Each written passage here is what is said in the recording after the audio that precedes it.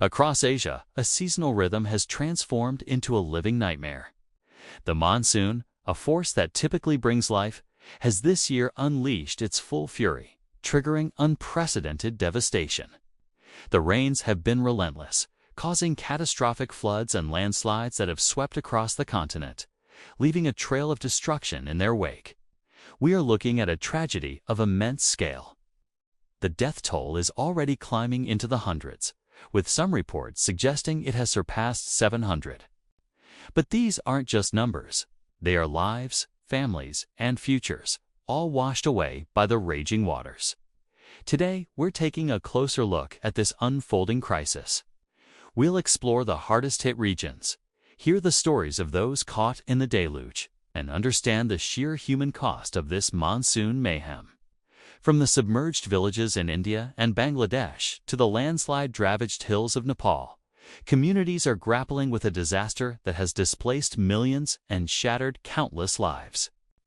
The scenes are heartbreaking, homes completely underwater, farmlands turned into vast, muddy lakes, and people stranded on rooftops, waiting for rescue teams that are stretched to their absolute limit. So, what makes this year's monsoon so deadly? Scientists point to a confluence of factors.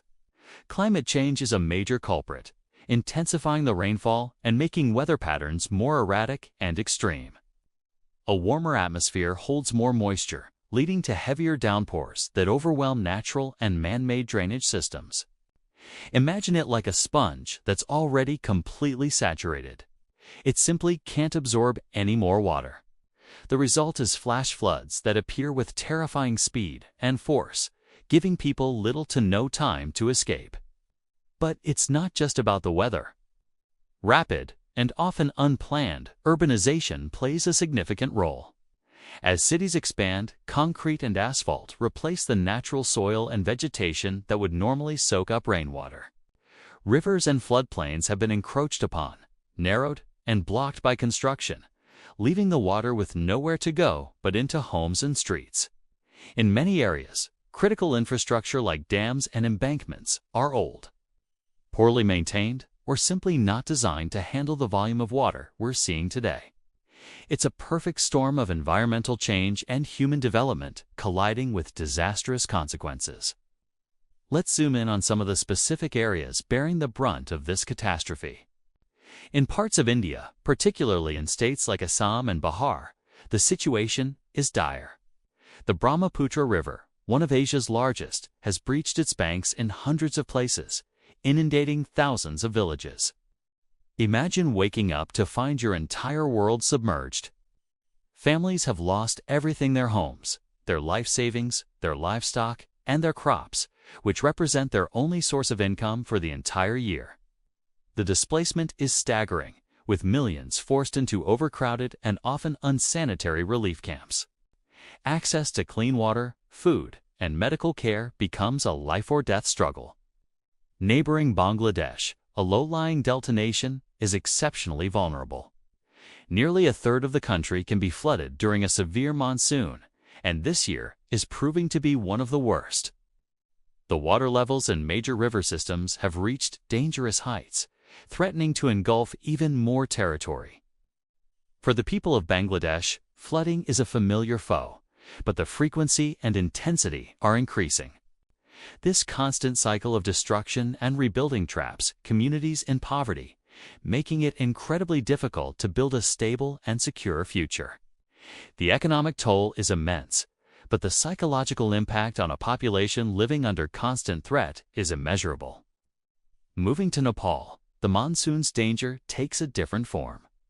The country's mountainous terrain makes it highly susceptible to landslides.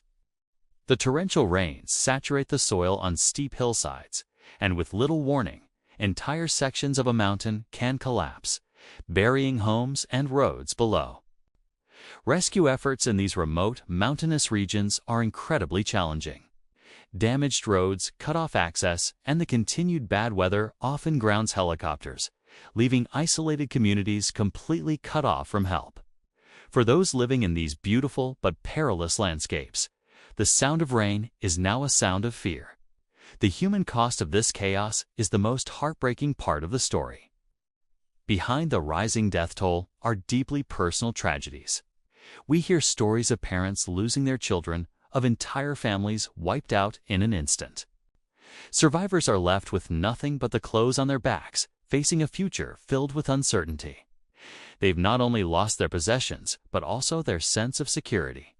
The trauma of surviving a disaster of this magnitude can last a lifetime. Mental health becomes a silent crisis within the larger one. Many, especially children, will carry the scars of this experience for years to come. Amidst the devastation, however, we also see incredible stories of resilience and heroism. Local communities are often the very first responders. Neighbors are helping neighbors using makeshift rafts to rescue the stranded net and sharing what little food and shelter they have. Fishermen are using their boats not for their livelihood, but to save lives. Local aid workers and volunteers are working tirelessly, navigating treacherous waters to deliver essential supplies like food packets, clean drinking water, and medical kits. Their courage and compassion in the face of such overwhelming adversity is a powerful testament to the human spirit. National governments and international aid organizations are mobilizing large-scale rescue and relief operations. The military has been deployed, using boats and helicopters to evacuate people from the most dangerous areas.